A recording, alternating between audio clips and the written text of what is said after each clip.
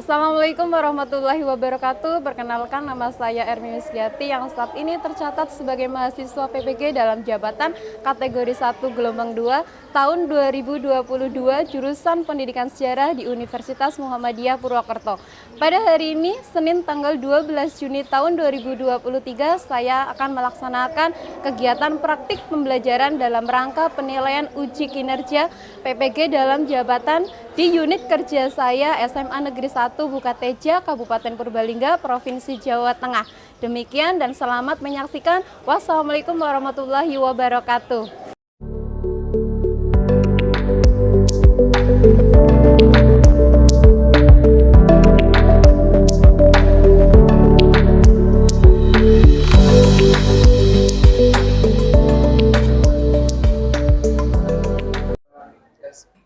Assalamualaikum warahmatullahi wabarakatuh. Waalaikumsalam warahmatullahi wabarakatuh. Selamat siang anak-anak kelas 10C. Selamat siang, Bu. Bagaimana kabarnya hari ini? Alhamdulillah, luar biasa. Allahu Akbar. Yes. Alhamdulillah. Sebelum kita melaksanakan kegiatan aktivitas pembelajaran hari ini, siang hari ini, mari kita awali dengan berdoa bersama. Berdoa bisa dipimpin oleh ketua kelas. Di tempat duduk, siap, gerak, berdoa mulai. Bismillahirrahmanirrahim. Raditu billahi rabba wa bil islami dina wa bi muhammadin nabiyya wa rasulah. Rabbi zidni ilma warzuqni fahma. Amin. Beri salam. Assalamualaikum warahmatullahi wabarakatuh. Guru absen dulu. Aditya Pratama, Ahnaf, Amalia Ramadhani, Fiona,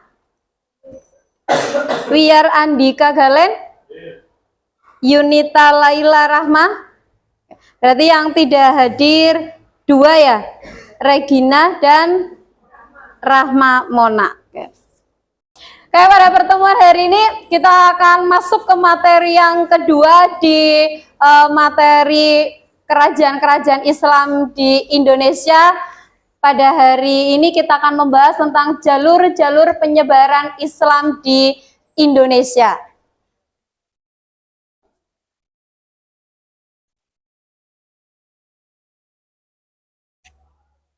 Adapun tujuan pembelajaran yang akan kita capai di kegiatan pembelajaran hari ini, yang pertama adalah menganalisis jalur-jalur penyebaran Islam di Indonesia dengan benar.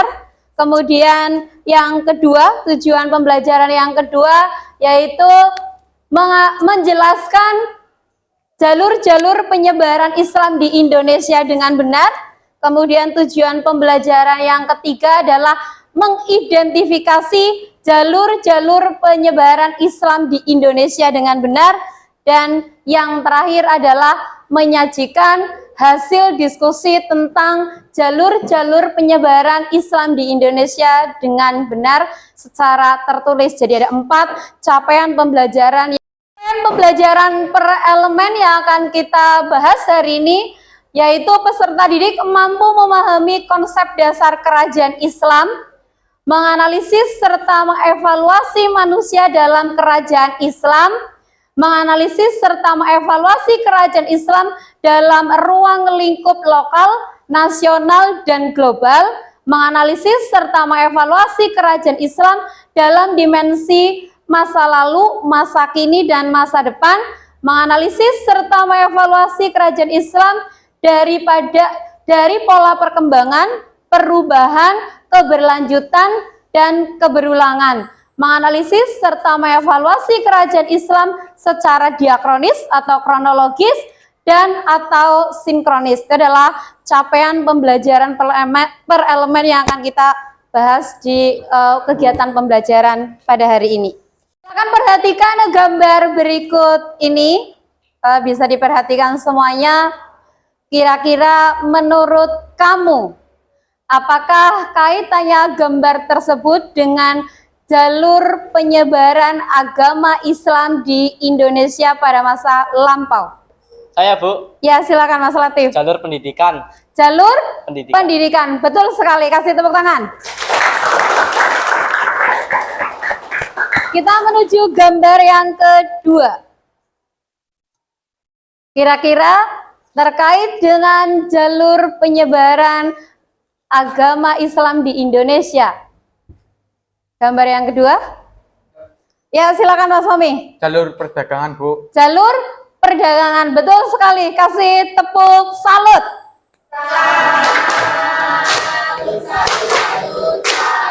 Oke. Yes, jadi dua gambar tersebut menunjukkan bahwa jalur-jalur penyebaran Islam di Indonesia itu adalah lewat jalur pendidikan dan jalur perdagangan. Itu terkait dengan masuknya Islam ke Indonesia, ada dua yang akan kita bahas. Yang pertama adalah faktor yang menyebabkan Islam mudah diterima di Indonesia, dan yang kedua adalah jalur penyebaran Islam di Indonesia. Kurang lebih ada 6 jalur penyebaran Islam di Indonesia yang akan kita bahas hari ini. Ada 3 profil pelajar Pancasila yang akan kita pelajari pada materi tentang jalur penyebaran Islam di Indonesia.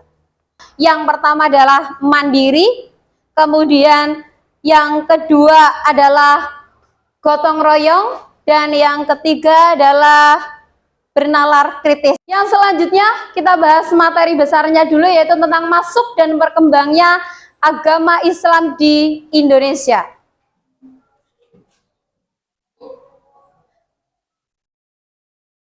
Letak Indonesia yang sangat strategis di jalur perdagangan membuat Indonesia banyak disinggahi para pedagang dunia, termasuk pedagang Muslim. Ya, jadi Indonesia adalah salah satu negara yang letaknya itu sangat strategis, yaitu berada di jalur perdagangan. Maka banyak para pedagang yang singgah di Indonesia, menetap di Indonesia, dan mereka sampai memiliki perkampungan di Indonesia. Ada yang tahu kira-kira sampai dengan hari ini perkampungan yang ada di Indonesia terkait dengan perdagangan pada masa masuknya Islam ke Indonesia? Kampung Arab. Ya, betul sekali. Jadi salah satu contoh dari perkampungan Muslim di Indonesia adalah Kampung Arab. Kasih tepuk salut untuk Mbak Livia.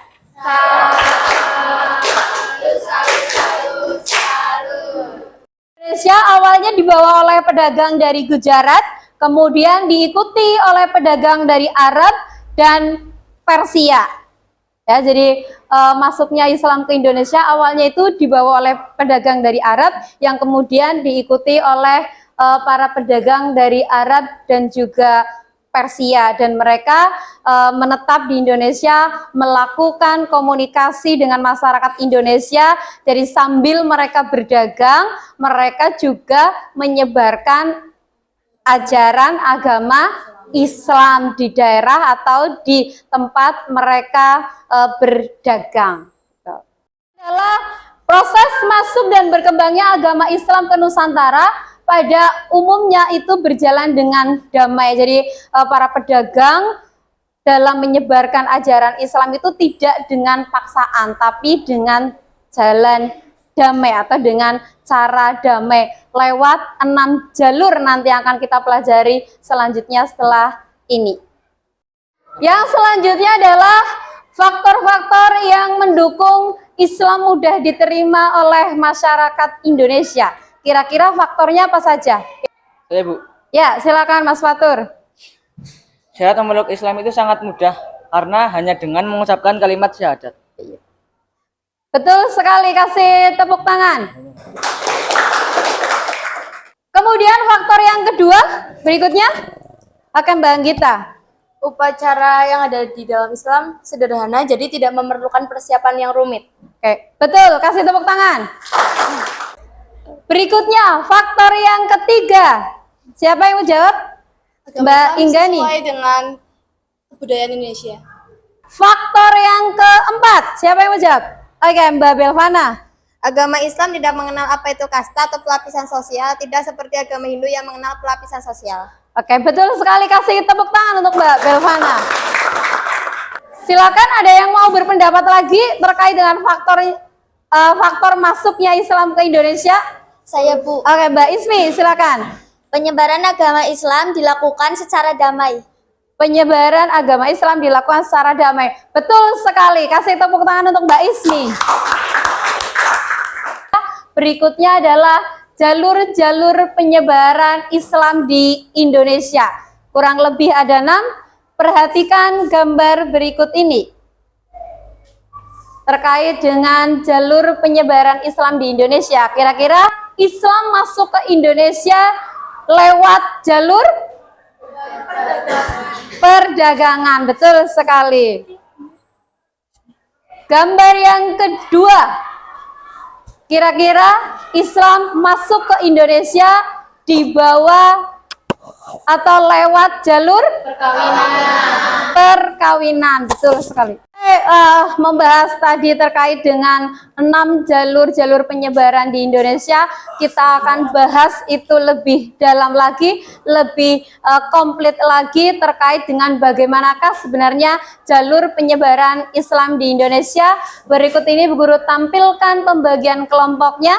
Silakan bisa dibaca dulu, bisa dicermati dulu. Nanti setelah selesai silakan menuju ke kelompok masing-masing. Urutannya dari atas 1, 2, tengah 3, 4, bawah 5 dan 6. Silakan kalian untuk berkelompok sesuai dengan anggota kelompok kamu, sesuai dengan nama yang sudah Bu Guru bagi. Di sini kelompok 1, 2, 3, 4, 5 dan 6. Silakan bisa dimulai dari sekarang.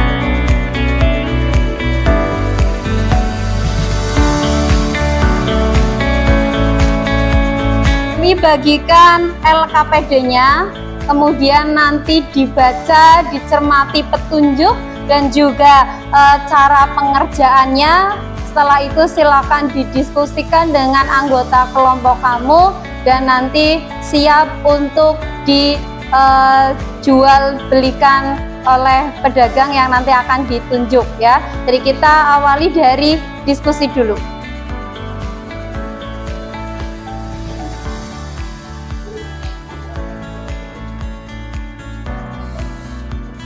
Setelah LKPD Bu Guru bagikan, silakan kalian bisa berdiskusi dulu dengan anggota kelompok kamu, apa saja yang harus kalian diskusikan dan kalian jawab dari masalah yang sudah Bu Guru berikan di LKPD kelompok kamu masing-masing.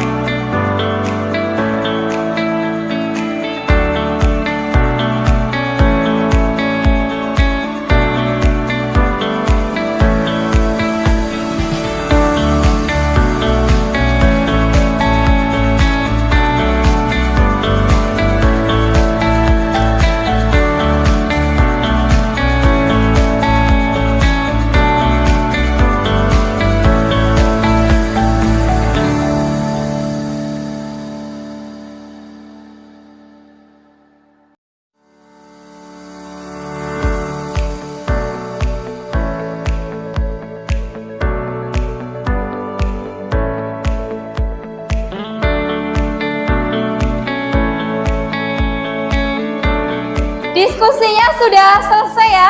Waktu untuk berdiskusi sudah habis. Kita menuju ke tahap berikutnya, yaitu kegiatan jual beli atau yang kita kenal dengan window shopping ya, dimana nanti satu orang mewakili kelompoknya untuk menjadi penjual, sedangkan anggota kelompok yang lain menjadi pembeli. Yang namanya pembeli itu bebas mau membeli di dagangan siapapun. Yang kamu jual dan yang kamu beli itu adalah hasil diskusi dari kelompok kamu masing-masing. 2, 3.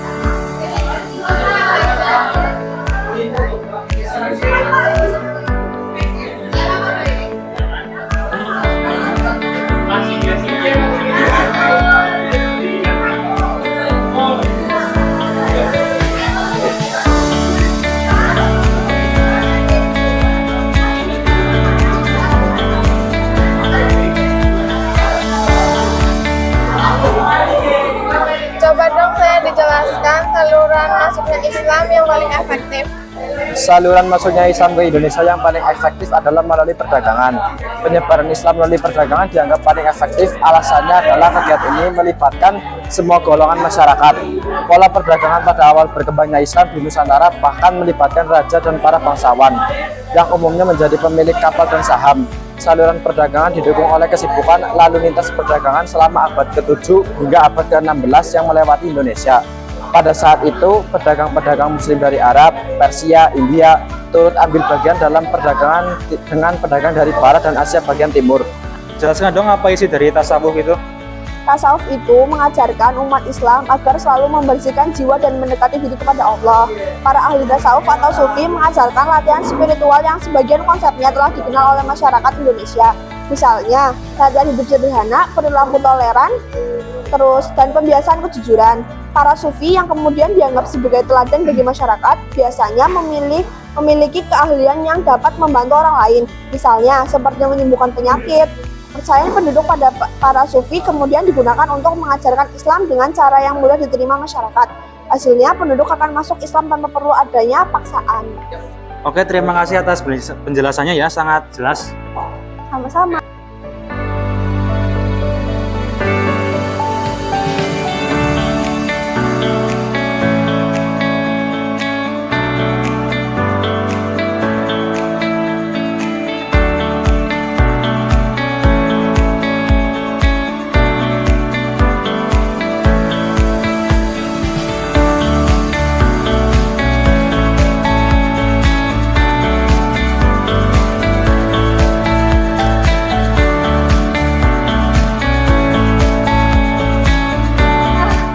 Selesai kegiatan jual belinya.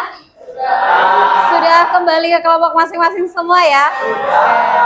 Bagaimana penggunaan model window shopping? Menyenangkan atau tidak? Menyenangkan. Oke. Apa yang kalian dapatkan dari kegiatan jual beli tadi atau belanja tadi?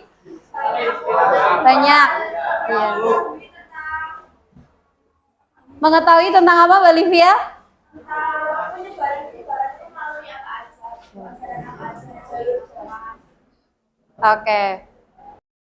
Oke, setelah kegiatan jual beli selesai, yang selanjutnya kita akan melakukan games. Games untuk linknya sudah Bu Guru kirimkan ke grup kelas. Tapi sebelum itu untuk menambah semangat dan juga motivasi belajar kita akan beryel-yel dulu. Kalau nanti Bu Guru menyampaikan salam sejarah, kamu jawab seperti biasa itu ya. Oke, kita mulai. Salam sejarah. Berjaya di masa lalu, sukses di masa kini, gemilang di masa depan. Yes, yes, yes. Luar biasa. Tepuk tangan untuk kita semua.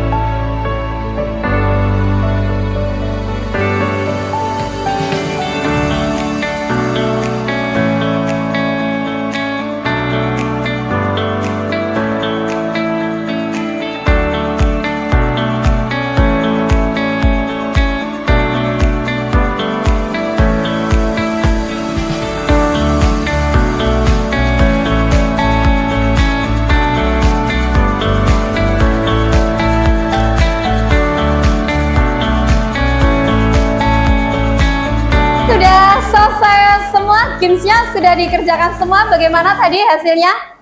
Ya, bagus. Oke, menyenangkan? Ya.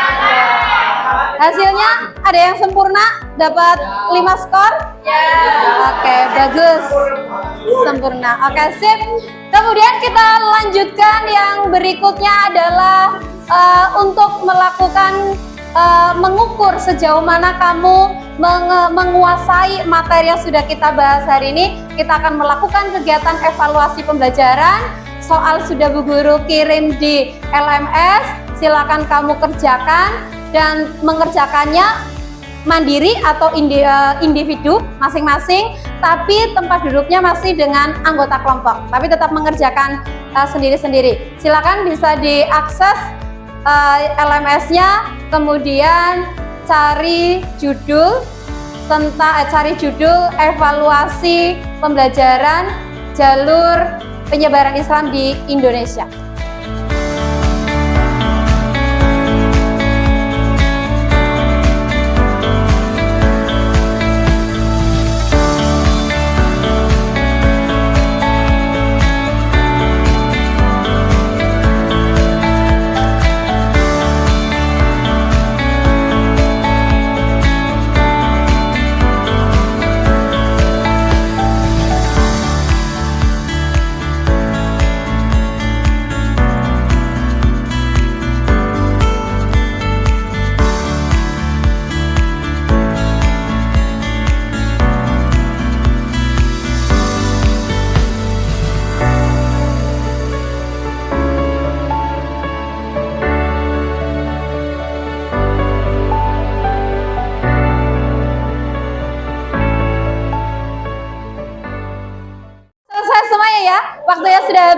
Bagaimana? Nilainya bagus-bagus apa enggak? Alhamdulillahirrahmanirrahim. Ada yang dapat 100, bisa tunjuk tangan?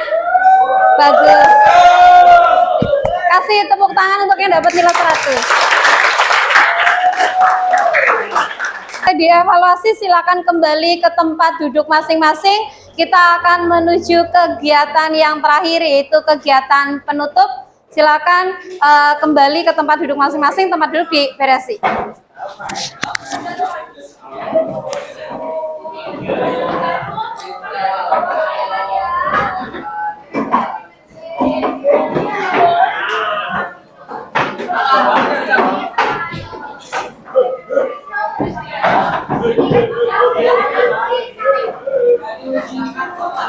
Oke, setelah kalian kembali ke tempat duduk masing-masing, kita akan melakukan kegiatan pembelajaran berikutnya, yaitu kegiatan penutup.